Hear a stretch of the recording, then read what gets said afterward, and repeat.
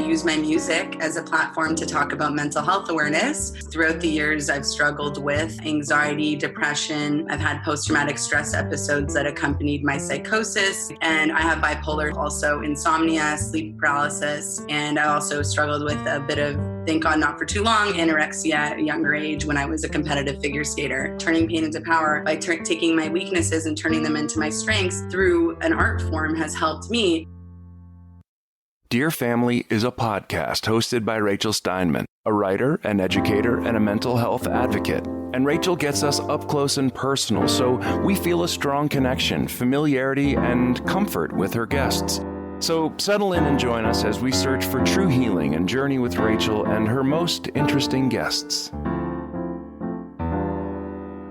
Hello everyone, welcome to another episode of Dear Family. I'm so happy you are here with me today. I am truly grateful. One of the things that makes me grateful is that I found my purpose, which is sharing inspirational stories of people overcoming obstacles and spreading a message of love and compassion and understanding. My next guest, X.Ari, is all about finding that happiness and purpose in your life. So I'm thrilled to share this with you. And I hope you're hanging in there. This has been definitely a challenging time for us and our loved ones and our kids, but we are going to get through this. Thank you so much for listening and sharing and subscribing. If you haven't already done so, it's a huge help if you not only subscribe, but write me 5-star reviews. And if you don't have time to write those reviews, even just pressing the 5 stars is super helpful. And again, thanks for following me on all the social media platforms at Right Now Rachel. That's right with a W.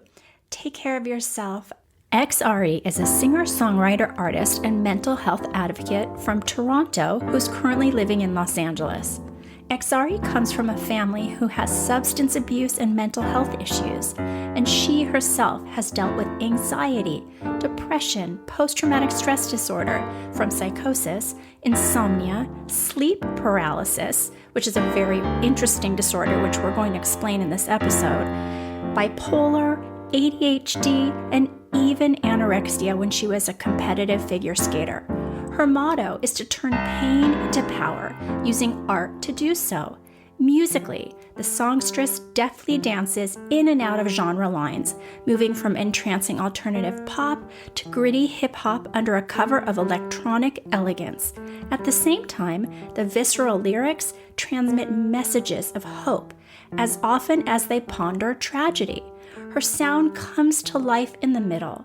She's trained in the art of Reiki, which is a physical, spiritual, and mental healing through the transfer of energy through her hands, and she's a student of psychology. X.Ari has a wealth of information on how to best take care of ourselves, regardless if we have mental health challenges. She's not only singing about her mental health journey, she's sharing her story to destigmatize mental illness by being a spokesperson for NAMI, giving back and serving as a role model of how someone who struggles can live a productive, happy, and very purposeful life.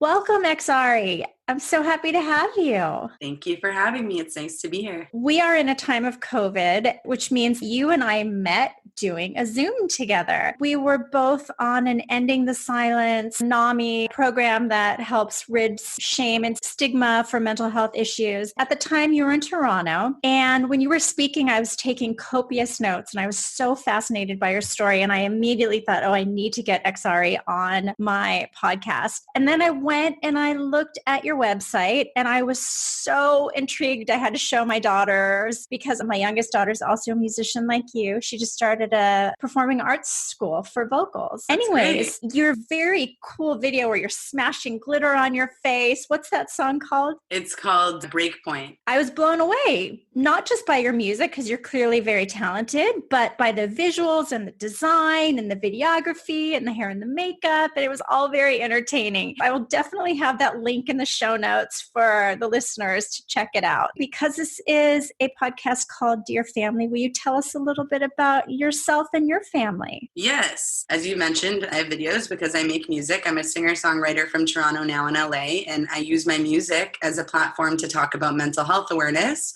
a cause close to my heart. Mental health has affected my family since before I knew what mental health was. I knew something was up with one of my family members, and I could tell that they were struggling. I didn't know what exactly with, and it wasn't until later that they received a diagnosis of bipolar. And then my other parent struggled with addiction, which I didn't see until my teenage years, and also depression he had struggled with. I've seen it in both my parents, also siblings with anxiety and depression, another sibling with personality disorder called BPD, which is borderline personality disorder, very challenging disorder, but she manages. And myself, I've gone through a variety of mental health conditions. So you could call me a comorbid case, which means you have more than one diagnosis. Throughout the years, I've struggled with anxiety, depression. I've had post-traumatic stress episodes that accompanied my psychosis. Psychosis is a symptom of bipolar or schizophrenia, or sometimes can be drug-induced, but typically it's of those two disorders, and it's a loss of reality with delusions and paranoia, sometimes hallucinations. And I have bipolar, so I've gone through that a couple times myself. Also insomnia, sleep paralysis, and I also struggled with a bit of, thank God not for too long, anorexia at a younger age when I was a competitive figure skater. I've gone through the gamut with mental health, and it's interesting because yesterday I was talking with NAMI. I know you're very affiliated with NAMI too. And I realized I had my first symptoms of mental health around 7 or 8 years old, but I didn't see a psychiatrist till I was 23. It's pretty amazing how many years can go by where you don't get the proper attention. At least in today's age, there's more awareness, and I hope that people are getting help sooner. One of the things that I love that you and I are doing with the Ending the Silence program is talking about all those warning signs, because as you said, you were 7 or 8 and you didn't get help for years. I've heard that the average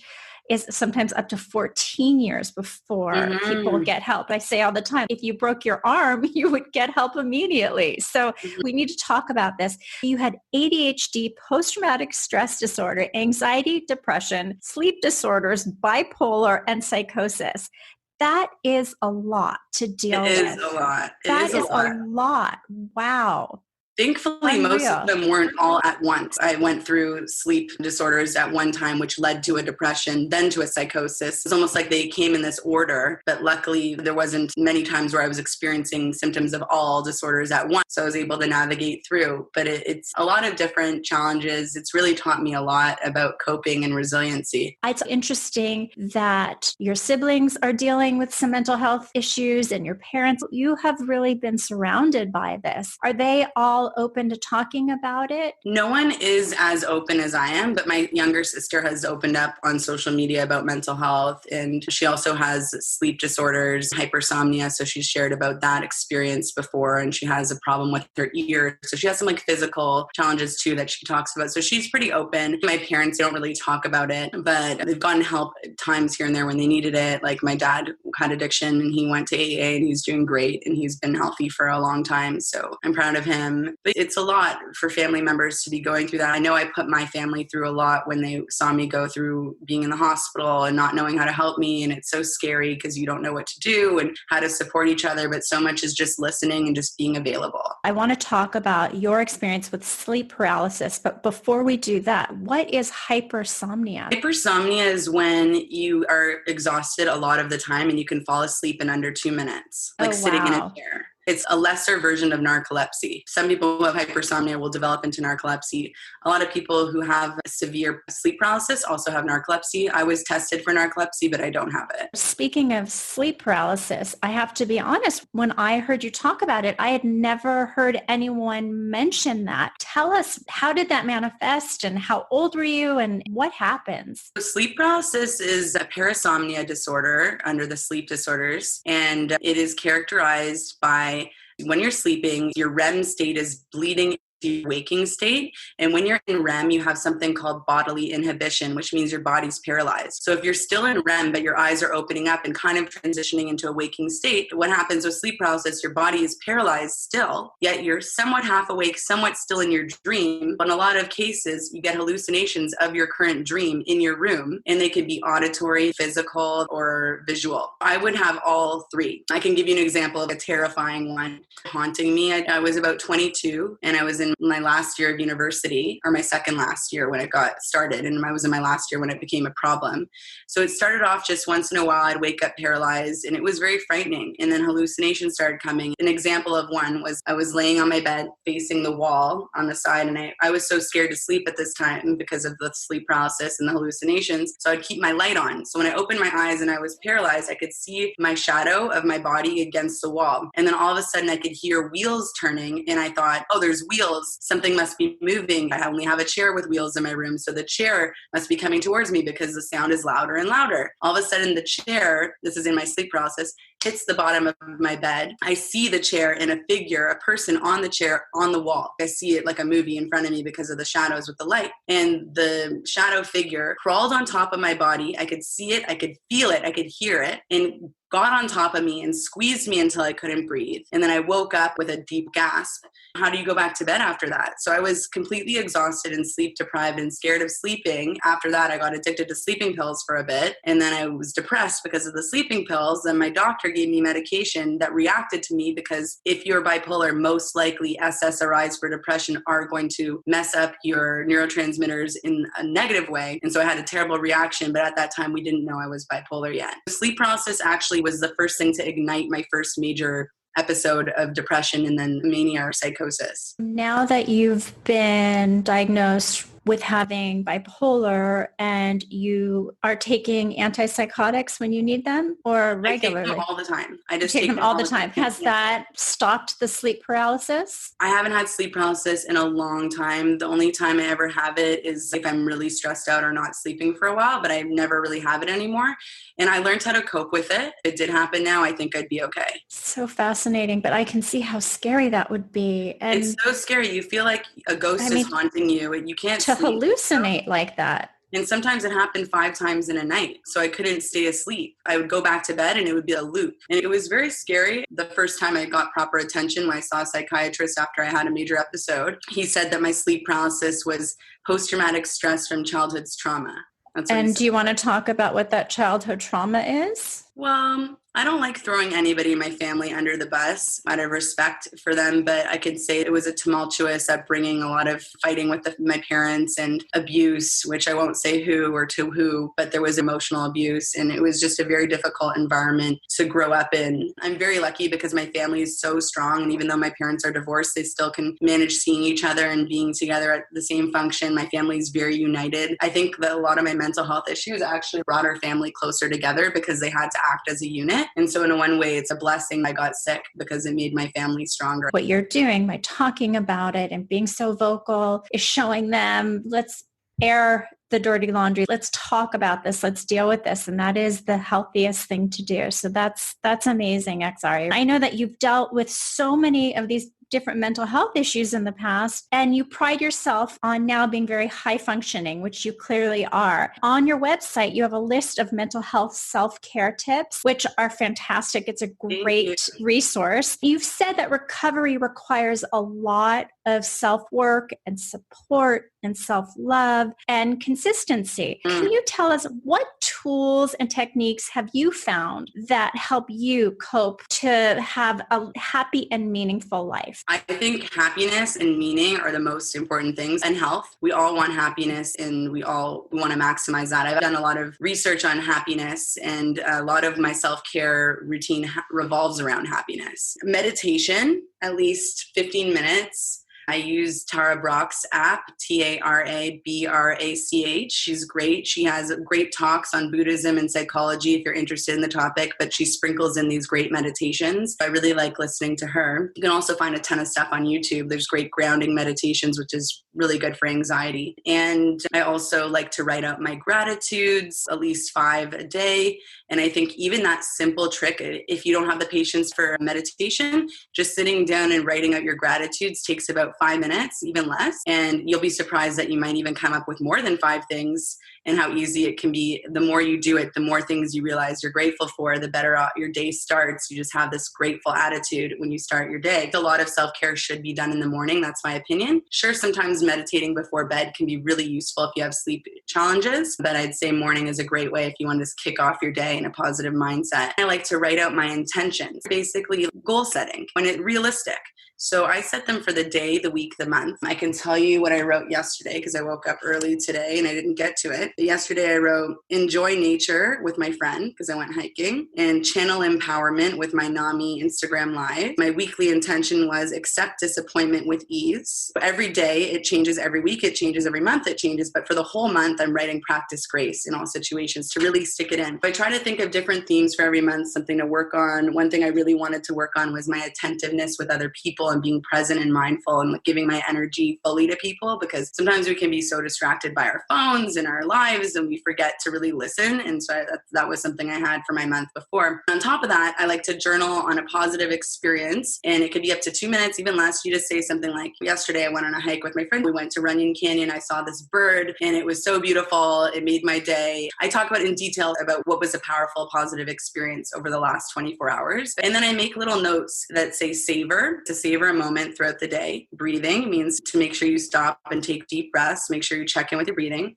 Social means to socialize at least with one person in the day. Fun 15 means to exercise a minimum of 15 minutes. And then act of kindness is to do one kind thing. And that could be as simple as complimenting somebody's new haircut, or sending a thank you email to your team, or buying somebody's coffee. It doesn't always have to do with money. A lot of people forget that. There's lots of acts of kindness you could do for free that make a big difference for other people. And they say acts of kindness make a big difference in your own mental health. That's my big themes that I like to incorporate in everyday living. Sean Aker has tips on happiness. I've stolen from that. Tara Brach has talked about happiness. I've stolen from that. None of these ideas are my own, but the way that I've put them together have become my own. Your list is fantastic. There will be a link in the show notes. How did you get your name, X.Ari? X.Ari is my artist name, and I just stick with it for mental health discussions because my music is, not all of it, but most is in support of mental health topically, and I share my story through my project. I like to keep the name X.Ari so people can find me and find my self-care tips, find my music, and connect with me online. I was born as Daniela Waters. People still call me that too. Most people call me Ari. The X came later. Ari, I thought of that name in 2015 because I love Sia. I love how succinct and short Sia is, and Ari is short. I loved how Sia and Ari could be a male or female name. Sia is a big idol of mine, so I was like, what can I draw from that? What is she doing that's working? And I could hear Ari being chanted. I could hear it being easy to say and to remember. And in Hebrew, it means eagle in Nordic. I've always connected with lions, the feeling of an alpha energy and pride and power. The X came later because a friend of mine in the music industry was like, hey, I was in a music meeting and I tried to play them your music and we couldn't find you. And I said, oh, that's pretty bad. What if that's happening with other people? So I decided to put the X in front, and I decided it represents X chromosome, something we all have in common. I love it. And it's so thoughtful. You really have a story behind it. I could see the influence from Sia for sure. Thank you. You mentioned that your family has struggled with some substance abuse issues. I often find a lot of people that turn to substances are self-medicating their own mental health disorders. Do you think that there is some of that with what your family dealt with? 100%. I'm not a doctor, but I feel everybody with an addiction is struggling with a disorder. And so they have a comorbid diagnosis most likely. Either they have PTSD, so they're drinking their face off, or they have high anxiety or ADHD, so they're smoking weed to relax and keep them focused and dumb down the multiple thoughts. I think most people are turning to a drug as an escape. There is a way to find a healthy escape like I have through my music. There's lots of other ways to find healthy escapes. And what I call this is turning pain into power. I think what happens with addiction is turning pain into something else. If you can find a way to turn pain into power, and I've never dealt with severe addiction, so I can't speak for people, but I could say for myself, turning pain into power by taking my weaknesses and turning them into my strengths through an art form has helped me. Anybody who's struggling with addiction can try their best to channel that negative source that it's coming from into something more positive and less self-harming. That's the biggest challenge, but it's an opportunity for so much growth. You are currently taking medications for bipolar, antipsychotics, and you sometimes take anti-anxiety medication for ADHD. Yeah. Do you see a psychiatrist for your meds? And when your mental health changes, do you tweak them? I can only speak for my mom. Her cocktail of meds sometimes stop working, or she'll start feeling anxious or manic again and need to change them? That's a very interesting question. I will correct you. You're very close with what I take. I take Latuda, which is an antipsychotic. I took a couple different ones to get to that one, which works for me. Easier on the ear word, mood stabilizer. You're right, for anxiety, sometimes I take what's called clonazepam, which is a benzodiazepine that can be very addictive. So I take half the recommended dose, and I only take it in extreme need. Like if I am rolling around all night and I have only slept at 2 hours and I really need help, I'll take it. And if I have a long ride on a plane and I'm stressed out about it and I need something to relax me, I'll take half. I try not to overdo it just because I did get addicted to sleeping pills once, and addiction runs in my family and I don't need another thing to deal with. Anybody taking benzos should be mindful of that. And then ADHD, I take Vyvanse, but I take a very low dose. I used to take 20 milligrams, 10 in the morning, 10 in the afternoon. Now I just take 10 in the morning and it's enough for me. Sometimes the antipsychotic makes me really tired. So it took some time to figure it out. So basically my doctor allows me to take it in 2 ways. I could take my full dose on an empty stomach. So that's 30 milligrams. Or if I want it with a meal, I can take 15 milligrams. It's 50% absorption. So that's how it works for this particular medication. When I took it with dinner, I would be tired and a little bit anxious. And so I started taking it before bed, and then I started having anxious sleeps. And then my doctor, because I am well, we lowered the dose to the perfect amount that I can still sleep and still be stable.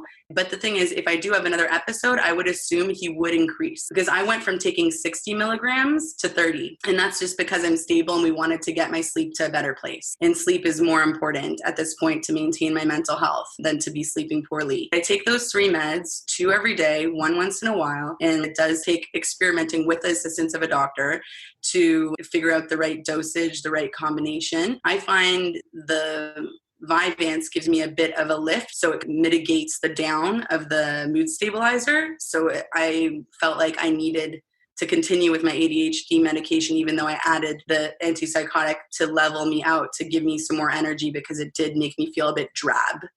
And yeah, I'd say it does change. God forbid I get into another deep depression. The first thing I'm going to do is call my doctor and ask to how much I should increase. I appreciate you pointing out the importance of sleep, because regardless if you are dealing with a mental health disorder, lack of sleep is going to affect your mind, your moods. And if you do deal with mental health issues, it's even more important. What you just said about taking the benzos, my mom recently just went to the hospital after coming out of the mental health hospital because she had taken too many and she was slurring, and her dentist thought she was having a stroke, but she was taking too many because she couldn't sleep. What's great about you, X.Ari, is that you are very mindful. You know that there's addiction in your family and you're only going to take it if you need it. Having that self-awareness is so huge, and that's phenomenal. You have that. Growing up, you never really saw anyone like yourself who was struggling with psychosis, or at least openly. And you are not only singing about your mental health journey, you're also sharing your story publicly on formats like Instagram Lives with NAMI. Tell us about how giving back and serving as a role model with someone who's struggling has been so productive, not only for others, but for yourself. We all need meaning in our life. And one thing I'm grateful for is that I've found meaning in my mental health journey and experiences. And I found by sharing my story, I'm not only learning about how to be vulnerable and open and how to have courage, but I'm also given an amazing opportunity to inspire others, to give them hope to find healing, recovery, find their conduit for positive expression, how to flip their negative into a strength.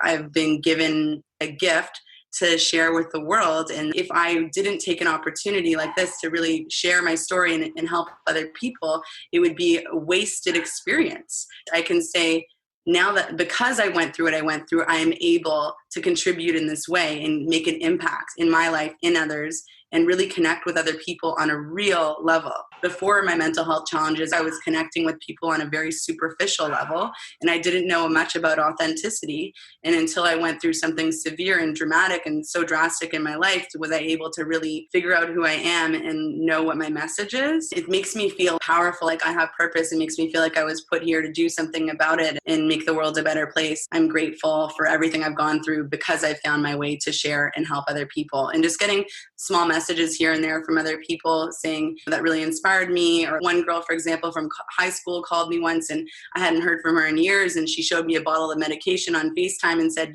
you sharing your story gave me courage to take medication. I was too scared and I'm taking it because of you. I can only imagine how many other people who don't even tell me anything might have taken a positive aspect from my experience or was able to get up the next day and take care of themselves a little better because they saw someone like me who went through severe mental health and could still be not only functional but happy and have an active dating life. I'm working on music. I have a job. I'm financially stable. I live with great roommates and we have an amazing atmosphere. I just feel very lucky because I know a lot of people can't see that that's possible for them. I couldn't see that it was possible for me when I was at my darkest. I didn't see this version of myself in the future, but I want people to know that whatever the vision you have of yourself in the future, that the one that you want can be achieved despite mental health illnesses. You can still achieve your dreams and go for your goals and have meaning despite having multiple disorders and multiple breakdowns. You can really do anything. It's amazing when you decide to own something, how you can turn it,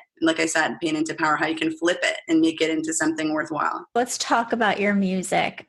During this time of COVID, what's it like being a performing artist? How are you making that work? It's actually a really bad time, I'm sure, as you can assume, for the music industry.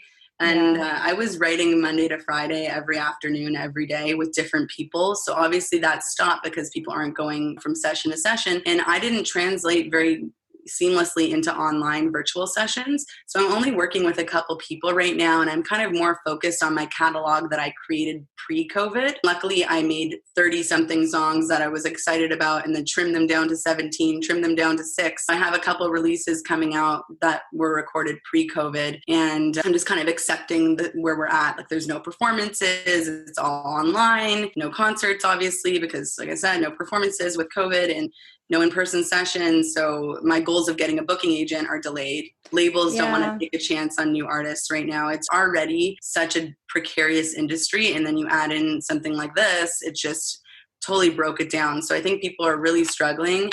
I wasn't relying on music for my income, luckily. I have another job as a mortgage agent. I work for my mom. She's a mortgage broker. I make my money as a mortgage agent, and then I invest in my music career and support myself through that. So I'm very grateful to have the stability. And even though I don't get to be very creative as a mortgage agent, it's like I get to flex another side and take a break from the music and then come back more inspired. You're very lucky that you have that side gig. And my heart goes out to all of these artists. It's already difficult. And then you add this, that you can't perform live and you can't be with others. Watching my daughter start a new high school at this performing arts school and do everything digitally, and they can't sing together because it's not synced up. This is challenging. There is no denying this is challenging. I have gotten a chance to watch your new release of your new song and video, BSMI, which stands for Broke, Single, and Mentally Ill. It's great.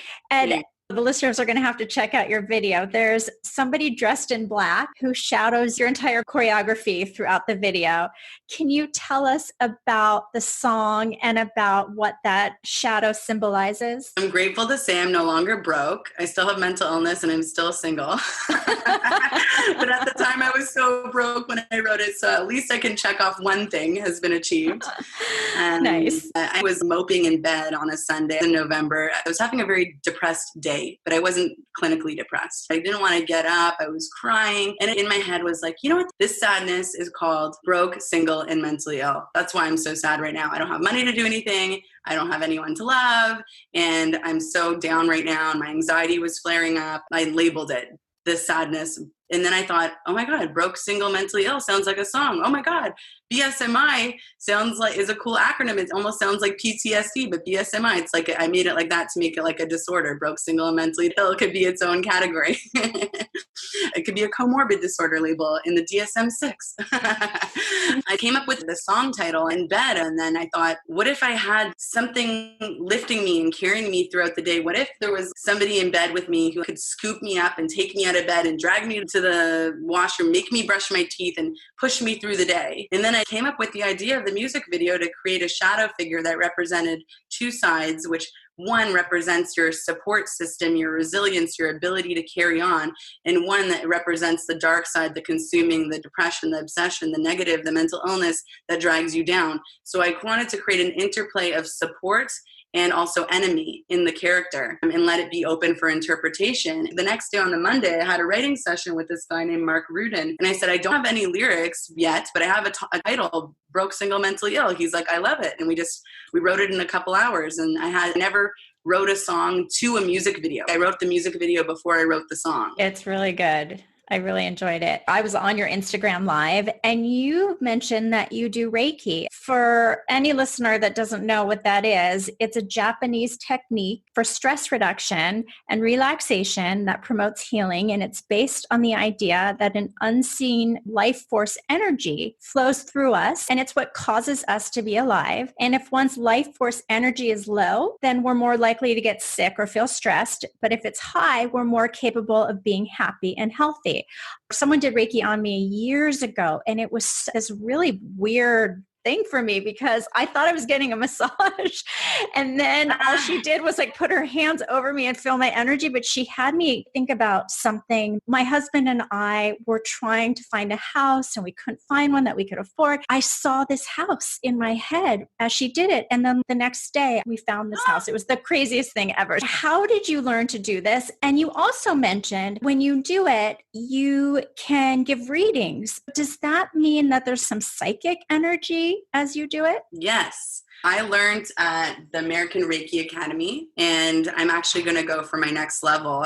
It's in my to-do list. I'm trying to expand on my therapeutic and healing modalities. I studied psychology in university. I didn't get my master's, but I definitely have an interest in psychology. The first time I ever did Reiki, I got messages, and it is like a psychic reading, and I didn't know that I was going to get messages, so I had no idea that I could do that. And so it was a surprise to me. And as I did it on more and more people, I'd get fluid readings. So just like a download in my head, I'd hear in my own voice a message that came from outside into me, not like hearing voices like schizophrenia, like literally my own voice telling me a message from love source energy, universal source energy, whatever you want to call it. I like calling it love source energy, whatever it is that connects us all and keeps the world binded. That's the universe to me. I get these messages and I take notes throughout, and usually it's like a full page of notes by the end. And then I ask you, do you want your feedback? And everybody so far has said yes. And it's incredible how much it's connected with people. I can give you an example. I can read how much light people carry, if they're light healers. I could tell if people are dehydrated. I could tell if they have enough certain vitamins. I don't know how I'm doing it. I'm doing it.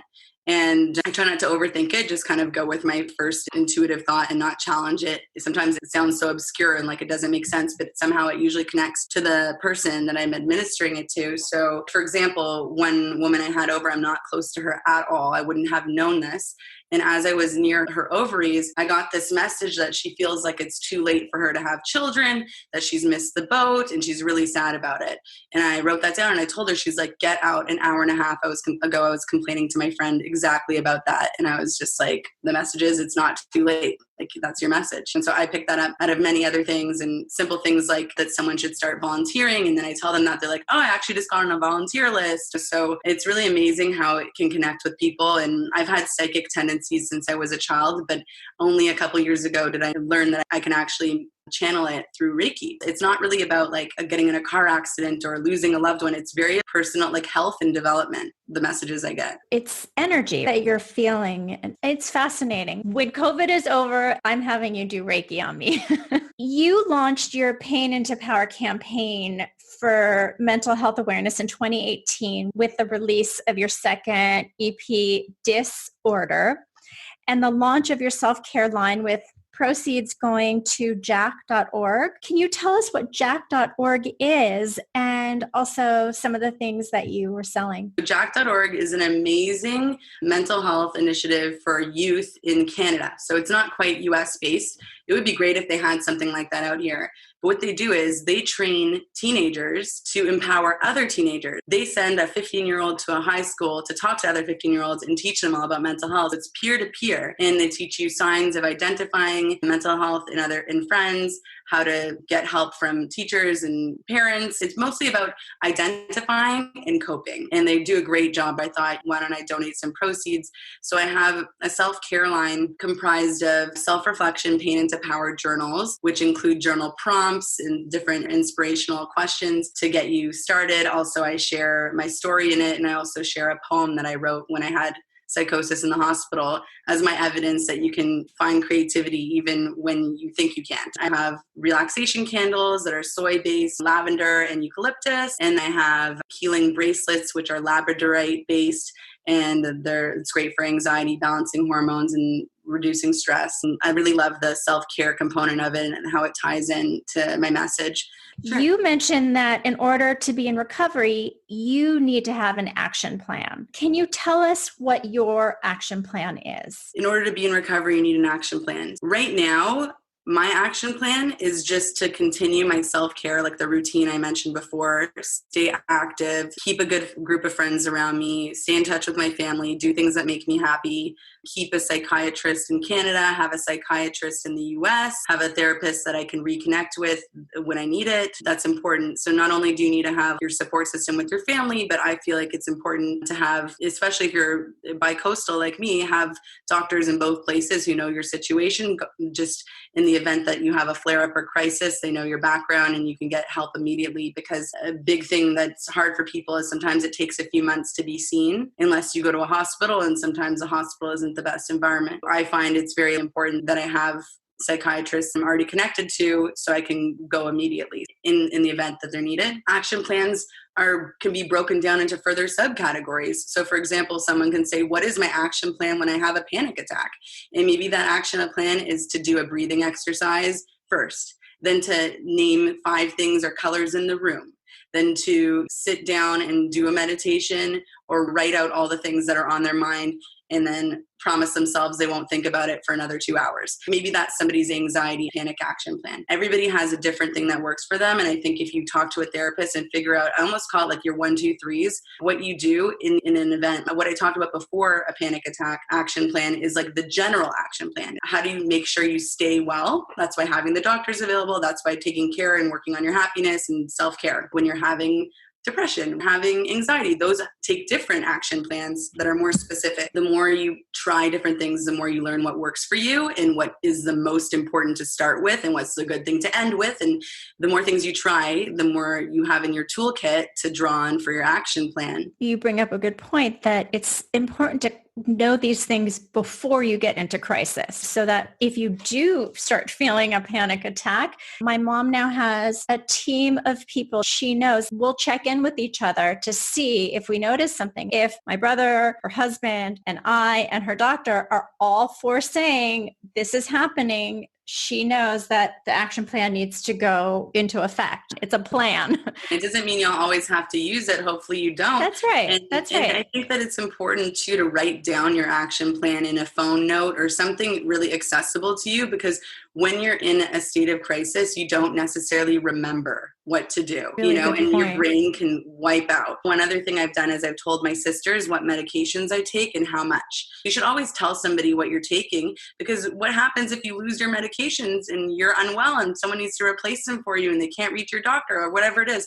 So tell people what you take, how much you take, write it in your phone, make an emergency memo, and you can always edit it when you're in a state of crisis, you're in a panic mode and you're not necessarily thinking of steps. And especially if you're in a state of psychosis, you're not thinking clearly at all. Last 2 questions I ask all my guests. When you were 20 years old, you were at university in Toronto? Yes. If you could write your younger 20-year-old self, so at this point you had not had sleep psychosis yet, a Dear X.Ari love letter, knowing what you know now, because clearly you have done a lot of research and a lot of self-reflection, what would you tell yourself? I would tell my younger 20-year-old self that you're going to be hit with a lot of challenges mentally that you think you cannot get through, but you will be surprised how you will not only survive, you will thrive, and you will find a way to incorporate it into your life in a meaningful and positive way, and you'll be grateful for the challenges. Maybe not right away, but you will be, and just trust that. That's really important, that hopefulness of you will get through this. I think we all need reminders of that, and right. I hope that I could be a reminder of that for other people. You really can get through a lot, and just trusting the process, trusting whatever happens to you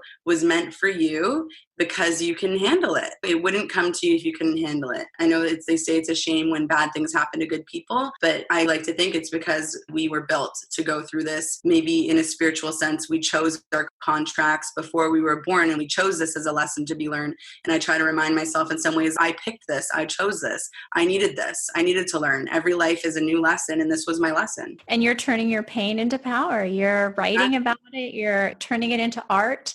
Which is amazing. Power is a general term for whatever that means to you. Last question. What do you do that brings you happiness? What are your happiness habits? Well, definitely my morning routine and getting into nature and not looking at your phone for a couple hours makes me happy, just being in nature. Being with loved ones like family and friends and going on adventures, making music and performing. Being in love makes me happy, but not mandatory for happiness. And being silly, having a good laugh attack is the most healthy, fun thing ever. So I encourage laugh attacks and crying from laughing. Best medicine, right? Yeah. Yeah.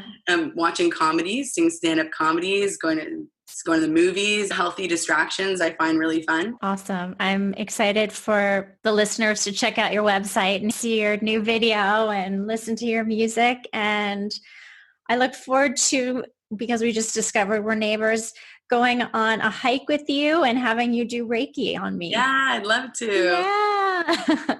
Thank you so much, X.Ari. I'm so grateful. Bye. Bye. Thank you for doing such an important podcast. I appreciate it a lot. Thank you. And thanks for spreading the message that all that pain you feel, you can get through it and turn it into something positive.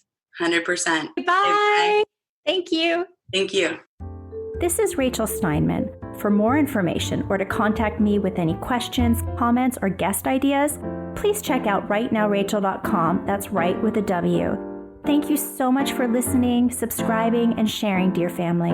And if you found value in what you've just heard, I would love and so appreciate a great review on Apple Podcasts, Stitcher, or wherever you listen to your podcasts. Until next time, I wish you love, happiness, and good mental health.